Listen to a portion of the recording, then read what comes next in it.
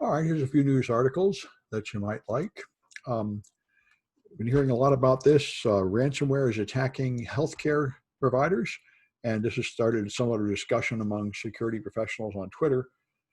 It is a little surprising that this late in the game, there's still nothing you can buy normally that will protect you from ransomware. It's just complicated, and so your less technical places like hospitals tend to be pretty weak and out of date, not well protected, and they're getting ransomware. So of course, that's a particular concern now with the virus. Hospitals are in a lot of demand, but every industry sector has been getting ransomware like crazy for the last 2 years. And there's still not, I think, a very clear defense. Just general hygiene, like network segmentation and endpoint protection and stuff like that. So there was apparently firmware in the Intel CPU, which I didn't really know. There's some kind of microcode inside the CPU that is used, and it was hidden, and they found a way to extract the secret key. So this resembles an iPhone jailbreak. They can now get into a secret microcode system that used to be proprietary to Intel, and security researchers are saying, this is fantastic. I'm looking for 0 days where no one has ever looked before. I'm sure I'm going to find them, which is also true of the people that got in the guts of the iPhone. So right now, of course, there isn't a known exploit or anything, but it does mean that what was a closed system is becoming an open system. So that's, they call this thing the chip red pill. It is that lets you unlock the secret microcode inside the processor. You have to have physical access to the processor to do it, but you can extract the code from your processor and find out what's in there. So we'll probably see a lot more news coming about that later. This one is pretty important for cryptography, like in this class. So the National Security Agency's goal is to convince everybody to use encryption that has a secret backdoor so they can get in but nobody else. And they've tried it many times, and one of the many times they did it was with elliptic curve cryptography. At least that's what's been reported. And Ron Wyden is one of the legislators that's always trying to do something about the government's overreach in the area of encryption. So apparently the NSA did write up a report suggesting that a foreign government did manage to break into their weak elliptic curve implementation, which we'll talk more about later in this class.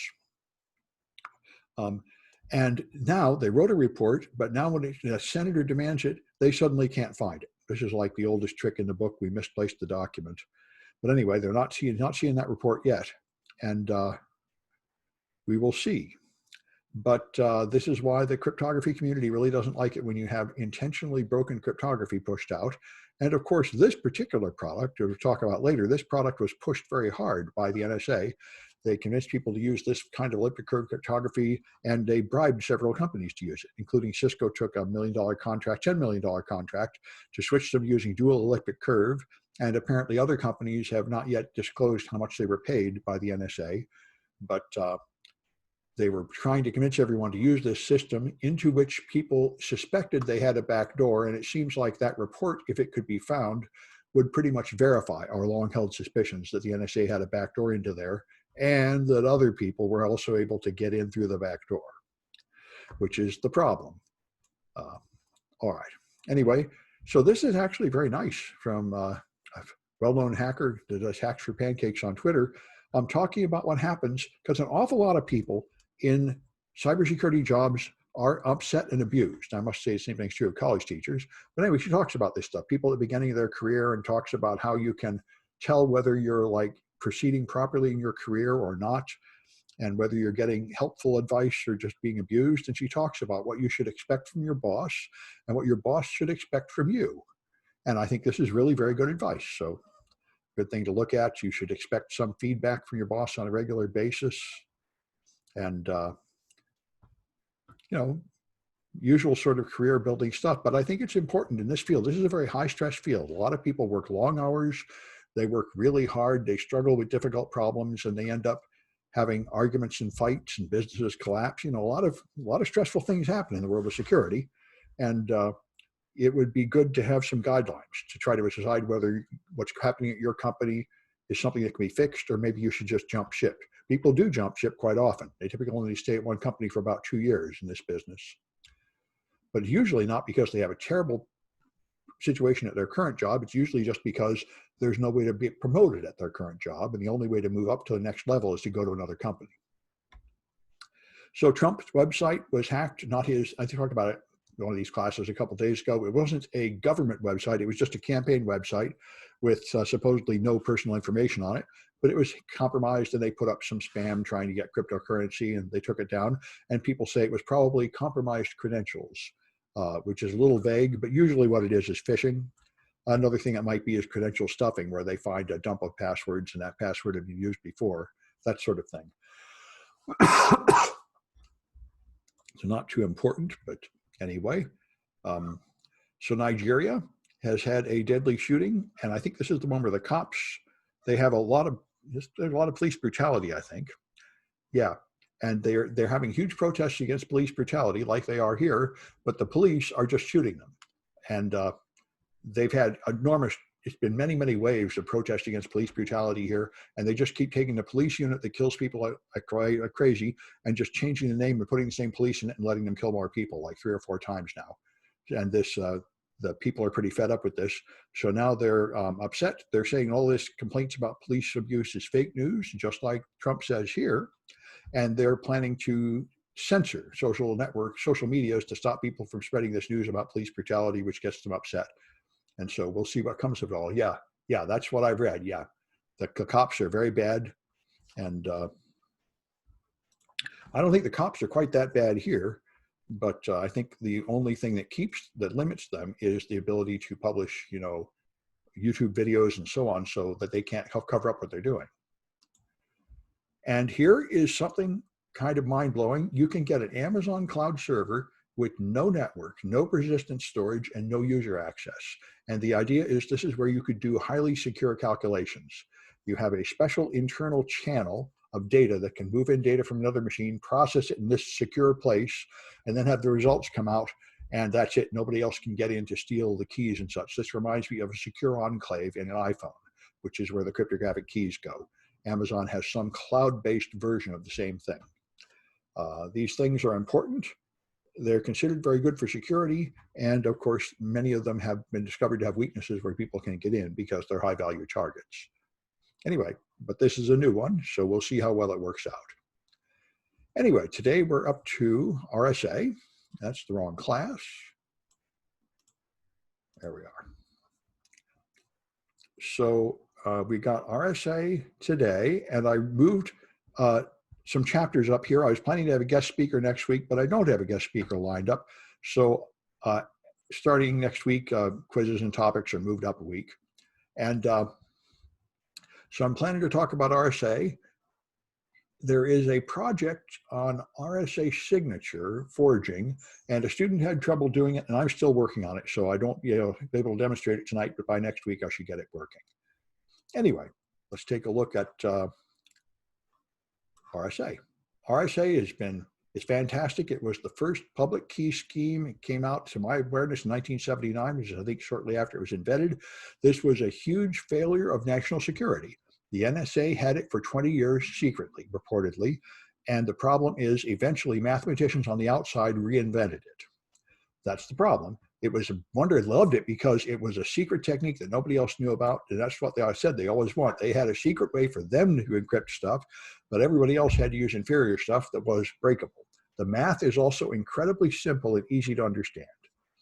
So the math works like this. You have this type of group, ZP star, and what this is a group. The P here limits the size of the group.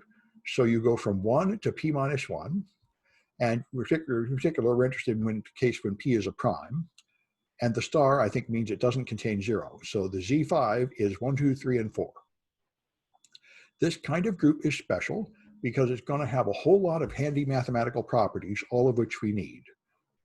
So, for example, Z4, where it's not prime, contains 1 and 3, but 2 has no inverse. Because there is nothing you can multiply 2 by that will lead to 1. You'll just go 2, 4, 8, 16, and all those even numbers will just keep mapping back to 2 here. I need a 2 here, there. All those even numbers, I think, will just keep mapping back to 2. Anyway, that's why you need a prime number. The prime numbers are going to have the properties, and we'll see it. So let's just work through an example here. If n is 10, so I have 0 through 9 possibilities. And now if I take 0 and multiply it over and over, I just keep getting zeros. This is a ring. This is not a group of ZP. If I have 1, I can multiply it by numbers and eventually get back. And multiples of 2 go there, multiples of 3 go everywhere, and on you go. You can see how different groups multiply here, including the 0 is, I think, not the best demonstration here, so I'm not going to spend time on this. I may do more, but this is the kind of ring math you'll do if you do the binary change from earlier in the class. Anyway, the point is some numbers have no inverse. It just goes around and around and around the same numbers and doesn't ever hit 1. So Z star 10, okay, pardon me. Let me start over. If it's a prime, you get all these numbers. But otherwise, you include only the numbers that have inverses. Okay, pardon me. Now I feel better. Okay. Anyway, let's go here. So Z star 10 contains 1, 3, 7, and 9. Because the other numbers are excluded. These are numbers that don't have inverses. So what you have is, even though there are in principle 10 numbers available, only a few of them can be used here because they aren't co-prime with 10. And I know that's a little confusing, but it's not going to matter because we're going to talk about primes mostly. Although we'll get a little bit back to this when we get to phi. This is Euler's totient. So if you have a prime number here, then all the numbers are available. But if this number is not a prime, then you can ask how many numbers do have inverses. And it turns out, as you can imagine, if the order of the group, like 10, is the product of 2 prime numbers, 2 and 5, then all the powers of 2 are excluded and all the powers of 5 are excluded. Because if you have, if you choose 2 or any number and you keep adding 2, multiplying by other numbers, you'll just go around all the even numbers, you'll never get back to 1. And the same thing happens with 5. You just bounce around multiple powers of 10. So this is how you end up with Euler's totient. If n is the product of prime numbers, then Euler's totient is this number, the prime minus 1 times the other prime minus 1 for all the prime factors. And so for Z10, this is 2 times 5, so Euler's totient is 1 times 4. That tells you how many of those numbers you can actually use. This is important. We can only use numbers in our ring that have inverses because we're going to multiply by a key to encrypt stuff, and we have to have a decryption key that will decrypt it. So that's why you end up with this strange situation where you use an order that's the product of 2 prime numbers, and now the only numbers you can use is p minus 1 times q minus 1. So that's a little garbled, but that's the main point here. So yeah, n is the modulus, the product of 2 primes, e is the public exponent, and usually you just use this number all the time, and that's your public key. Your public key is the n and the e, and that's all anybody needs to know to send data to you. You hold the private key and never tell anybody. That's p and q, which can easily be derived from it. So yeah. I know the book has a good explanation, and I think I understood it last time I taught the course, but I was distracted by other things. And I may go through a little more next time. Anyway, but if you understand it, that's better. Yeah, and I may try and go back here next time when I feel like I'm ready to get it less garbled in my head. Anyway, so when you encrypt it, you take the plain text to the E mod n, and you decrypt it by taking that ciphertext to the D mod n, because ED is the decryption key. A D and D are related, is the inverse. That's what you need. So E is the inverse of D mod phi, and phi is Euler's totient because those are all the numbers you actually use on that ring. Anyway, so here's your decryption. Y to the D mod n, which is x to e to the d, and that gives you x. So let's try it with 10 here. So n is 10 and x is 3. So here I am at 3, and 3 to the 1 is 3, 3 to the 2 is 9, 3 to the 3 is 27, so that takes me twice around plus 7, 3 to the 4 is 81, and that's 1. So 3, all right, so 3 does have an inverse, and the 4th power takes you back to where you were. So here's the powers of 3. All right, there's Z star 10. 3 is a generator of the group. It will take you all the way around, 3, 9, 7, 1, and those are all the members of the group. So we have a cycle of 4. So we encrypt by raising X to a power, and we decrypt by raising Y to a power, getting back to X. So if I have a group, an N of 10, and my plain text is 3, and my public exponent is 3, then I can calculate phi, which is 4, and I'm trying to find ED equals 1, and that will be true for 3 and 3. Because 3 times 3 is here. Yep, I'm going mod 4, because I'm doing mod phi, not mod n. So 3 times 1 is 3, 3 times 2, mod 4 is 6, that's 2 plus 4. 3 times 3 is 9, that's 4 plus 1. So 3 is its own inverse. If you encrypt with 3, you decrypt with 3. All right. So X is the plain text message, Y is the ciphertext. 3 to 3 mod 10 is 7. That's 27, and you have 7. Then to decrypt it, you take 7 to the 3 mod 10, and that gives you 343, which has a remainder of 3.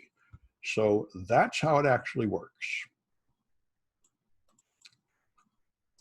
Have the same encryption D key? Well, yes, of course. If in the real world, if E and D were the same, that would be a terrible security issue, and that never happens. In the real world, you have large keys, and you choose a small e, so D is huge. Yes, if they were the same, that would be terrible. All right, and so let's try n equals 14. That's 2 times 7.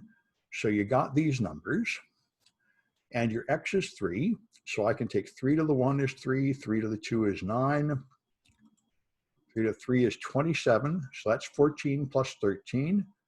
3 to the 4 is 81, and that gets you around to 10. 3 to the 5, and 3 to the 6 is 1. So 3 is again a generator of the entire group inside there, which is 1, 3, 5, 9, 11, 13. There's only 6 is pi of n here, because my group as a whole is 14, that's 2 times 7. So the prime numbers are 2 and 7. So 2 minus 1 is 1, and 7 minus 1 is 6. So there are only 6 of these numbers I can use. And those are the 6 numbers.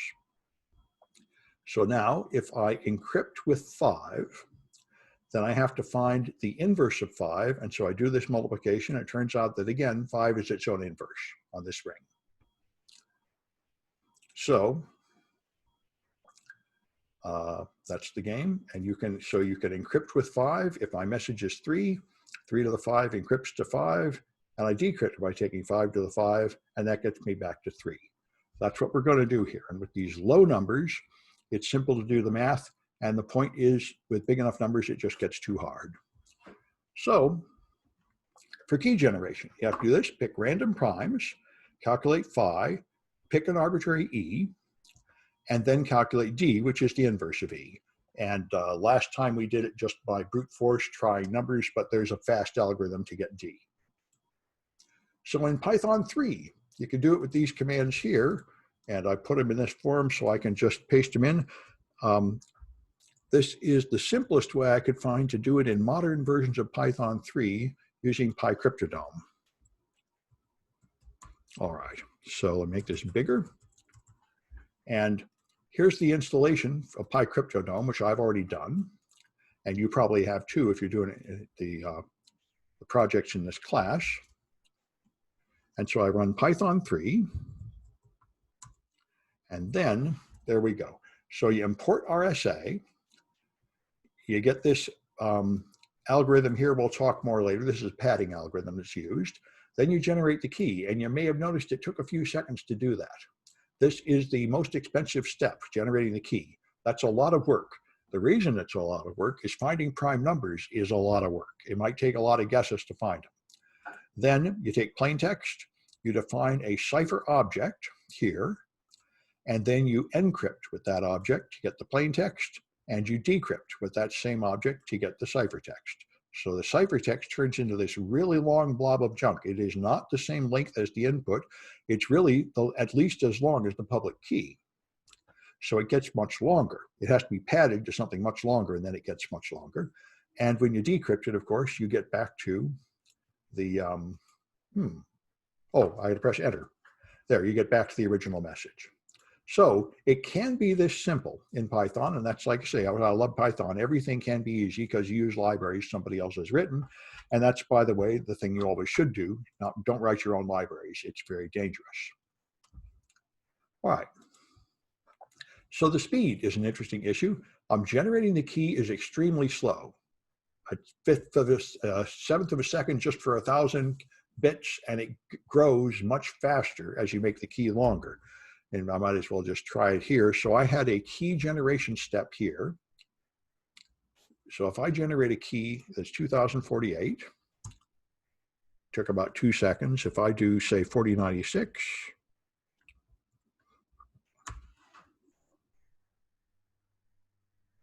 takes much longer. I think 8192 is really going to take a long time.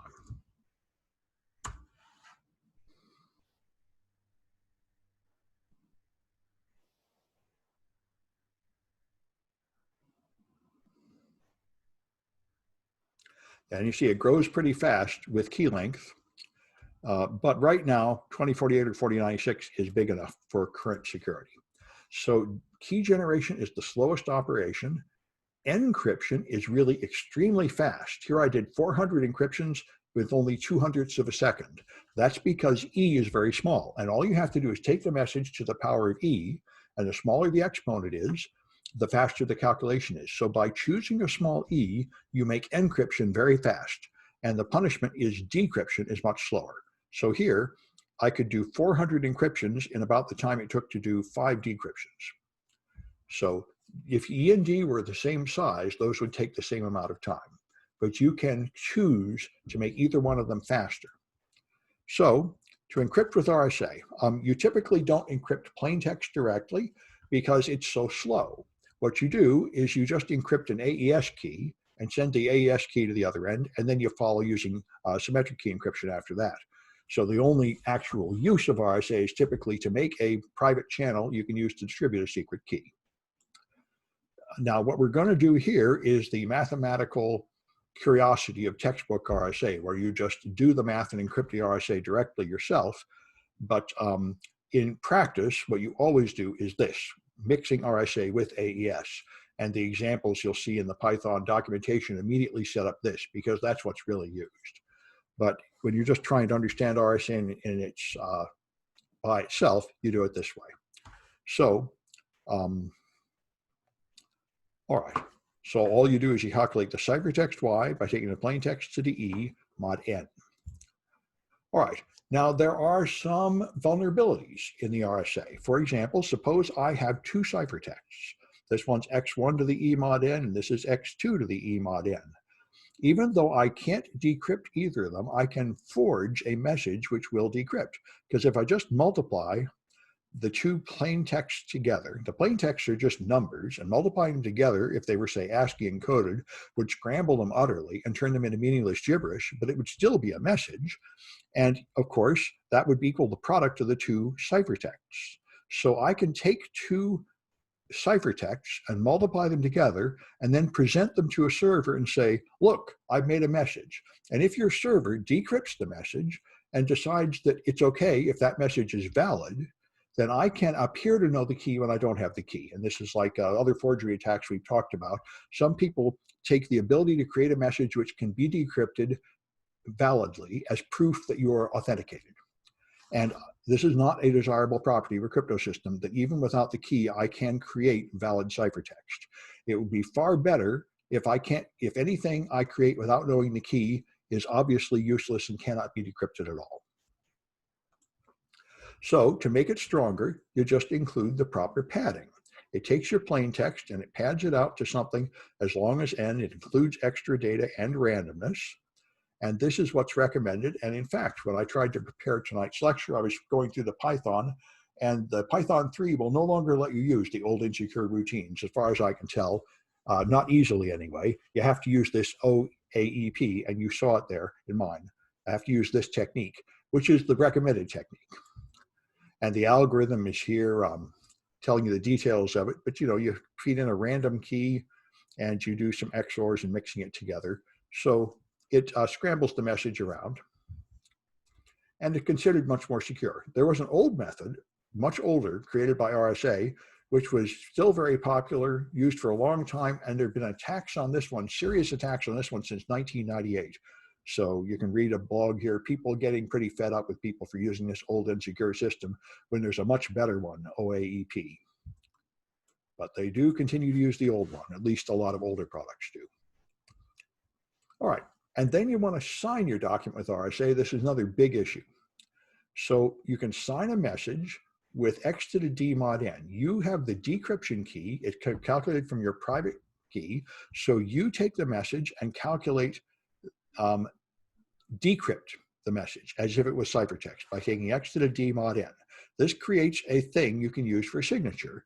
And anybody that wants to verify it can verify it with your public key by taking this Y you produced to the E mod n, and that will match the message. Now they can only do this verification procedure if they have access to the plain text message. So this does not create confidentiality. You have a document which you publish in plain text, like say a loan agreement. I signed an agreement with the bank, that's on file, that is not a secret. Anybody can see the document. The only question is, did I really sign it, and has it been modified since I signed it? And so you sign it with this mathematical number, and anybody can take my public key and verify that it matches. And if it matches, that means that I really signed it because I had to hold the private key and it hasn't been altered, or it wouldn't match. So that's what happens here. That is a digital signature, and the Digital Millennium Copyright Act of 1999 gave this signature the same force in law as a paper signature with a pen. So this made it possible to do financial transactions over the internet, which were not really possible before that. And it was all based on RSA encryption. So you could sign a long message, but that would take too long. So typically you hash it and then sign the hash. So you can talk about what you might do about having blocks of data being encrypted with RSA, but that almost never comes up. You almost never encrypt anything long with RSA. You just encrypt a pre or a hash, because you mix it with the other kinds of cryptography. So here's the textbook signature. Now, if you do just the plain thing where you take the message, interpret it as a number, raise it to the D mod n, then this has some weaknesses. For example, if the message is 0 or 1 or -1, then it's easy to figure out what the signature is. And there's also a blinding attack. If I want to get the signature for this message, but the targeted user would not sign, I can take the message I want you to sign and create another message from it by multiplying it by another number to get a message you will sign, and then I can deduce the signature of this sign from it. This is sort of the opposite of where you multiply two together to make a fake signature. You can divide the common factor out and get back to the original. And that means, again, I can trick you. I can trick you into signing something that looks harmless, and I can deduce the thing I wanted to sign out of it. So that's why these plain signature messages are used directly do this math right on the plain text, or use the textbook RSA, and it's not secure. It's only secure if you have some padding in there in a system that prevents these combinations. So the one that's most popular is the probabilistic signature standard. And this combines the message with random and fixed bits, very much like the OAEP that we talked about. And this makes it so that you can't just combine two messages to make another valid message. So there was another technique, by the way, the simplest scheme, where you just take the hash of the message, and then the signature is the hash to the E mod n. This turns out to be very secure and very simple, but the other one became the standard. The PSS signature standard is more popular. This one here should probably be fine too. All right, anyway. In practice, PSS is considered theoretically a little better, but and it's safer against fault attacks where you make mistakes in the algorithm. And so anyway, all right. So you got RSA implementations. Obviously, you should never write your own RSA implementation. You should just use a library because you want to have it tested. You want to have somebody else finding bugs in it and such. If you write your own, you're likely to make mistakes. It's unwise. So another issue is, of course, that you do have to use a more efficient algorithm. If you're going to use a 1024-bit key, and now we got ones even longer, of course, if you were to try to calculate x to the e, or y to the d, more to the point, because this number is likely to be as long as the public key approximately, you could do x times x times x, but you'd have to do 2 times 2 to the 1024 multiplications to do that, and that's impossible. But that's, of course, not the fastest algorithm. You do this. You calculate x2 is x times x. With one multiplication, you have a square. Then you multiply those together. Now you have the 4th, the 8th, the 16th. So it's only going to take the log n multiplications to get there. So after you have this table of all the powers of 2, you then combine them together. So you only have to do a much smaller number of multiplications. It turns out that it only takes about 1,500 multiplications to do a 1024-bit exponent. And that's what all the libraries are doing. So then there are side channel attacks. This, of course, since this makes it much faster, it is making it more vulnerable to timing attacks. The whole point of this is when you calculate this table, that's going to take a fixed amount of time. But when you use this table, you take the actual exponent you want and express it in binary. And if it has a 1024, you include this. If it has a 16, you include that. If it doesn't have an 8 or 4, you don't include those. So the time it takes actually depends on how many ones there are in the binary representation of the exponent. And so you can deduce something about the key from the timing. And this turns out to be a perennial problem, especially with mathematically intensive operations like RSA. You have to make your code efficient, but that usually means you do introduce timing attack problems. So there is a library that supposedly fixes this from Microsoft, Evercrypt, cryptography that can't be hacked. Boy, never say that. Never say you can't be hacked. But anyway, that's what they say. They claim that they have proven that this never leaks information in a way that can be exploited by timing attacks. So someone has at least attempted to solve this problem. All right, and like I say, here's if you encrypt by taking something to the E, and you decrypt by taking something to the D. So if you choose a small e, encryption will get faster. The penalty is that makes D bigger, and so decryption will get slower. But in practice, the encryption key is typically, the private key is on the server, and the client is your laptop or something, a weaker device. So you make the E small so that your device encrypting something has a small, simple calculation. And the server, which is big and powerful, has to do most of the math. That's the normal way it's done. All right, and by the way, there's the Chinese remainder theorem, which lets you make this a little faster. If you're going to take x to the e mod n, you can in fact, to make decryption faster, you can use this. If you know P and Q, you can break this up into smaller operations, which are modulus P and Q are approximately the square root of n. So these operations are much faster. So that might be one trick that the server could use to save some of its processing time. All right, and there's a Bellacor attack, which hit a lot of press. This was all over the research papers about 10 years ago. You would lower the power supply for the CPU so it makes errors. And if you perform an RSA encryption and you make errors while doing the calculation, then the errors do not have a random effect on the output, and you can deduce the key. And they were able to deduce the key after only 100 erroneous encryptions. They just did the same encryption over and over. And after you've made, I think, 100 mistakes, they're able to take the patterns of bits and the mistakes and deduce the key. So this would be the simplest way is lower the power supply. Another thing is put your computer in a high radiation environment. Another thing is just do a lot of encryptions and wait, because we're all getting irradiated by cosmic rays. Cosmic rays do hit chips, and they cause them to flip bits sometimes. There was a study about 8 years ago that said an average computer with 4 gigabytes of RAM will have 1 bit hit by a cosmic ray like once per year. So in principle, a big server with a lot of memory, doing a lot of encryption, you might eventually be able to do it just that way. Anyway, I don't know any case of any real key that's been broken in this fashion, but it is a possibility. Anyway, and the point is, if you have schemes that include some randomness anyway, so that each encryption is intrinsically different because you add different random bits, like PSS, then it doesn't work, because it only works if you can make it do the same encryption many times and then wait for the one with the error and compare the two. And so just like adding a nonce when hashing passwords, you should always include something random in every encryption operation, so that if you have another encryption operation with the same input, you do not get the same output. And that kills this entire class of attacks. All right, so let's take a look at the cahoots, which is chapter 10 here. All right, and we got this one.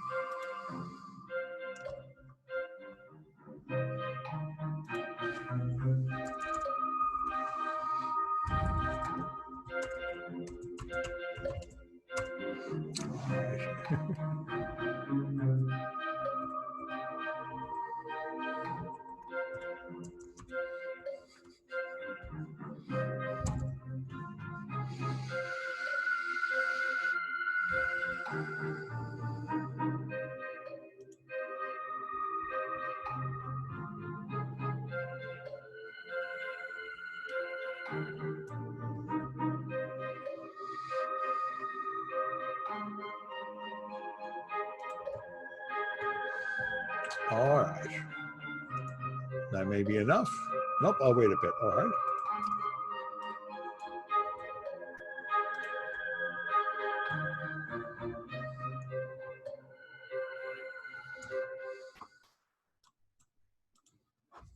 All right, give it another 5 seconds.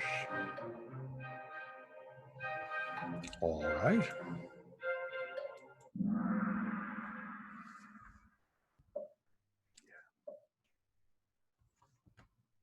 All right, so how many elements are in that group for n equals 15?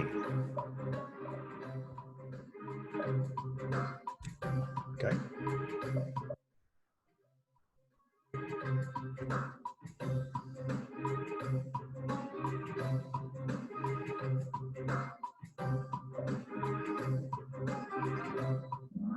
All right, this is 3 times 5, so you take n minus 1 times p minus 1, and that's 2 times 4 for 8. All right. The number of elements you have available in the group are phi, p minus 1 times q minus 1, and this has a p of 3 and a q of 5. So, all right. What's Euler's totient for 35?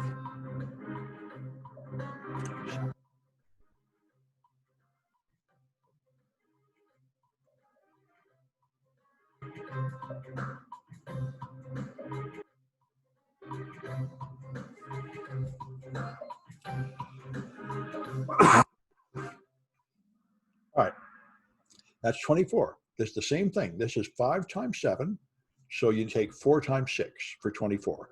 Those are the numbers that have inverses in this ring. And that's essential for RSA. Oh, okay, good. All right. So what saves time on client side RSA?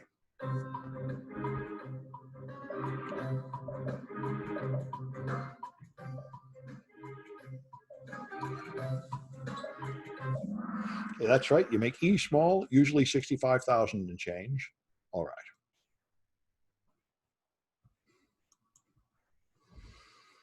All right, what's the slowest operation?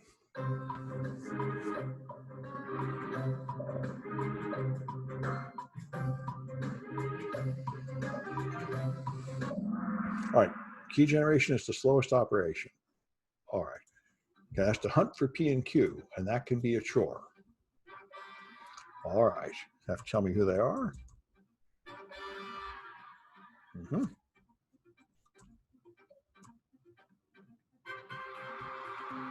Well, BH, I know who that is.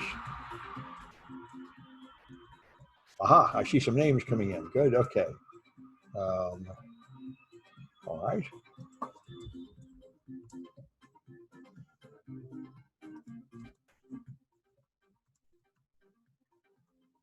All right, good.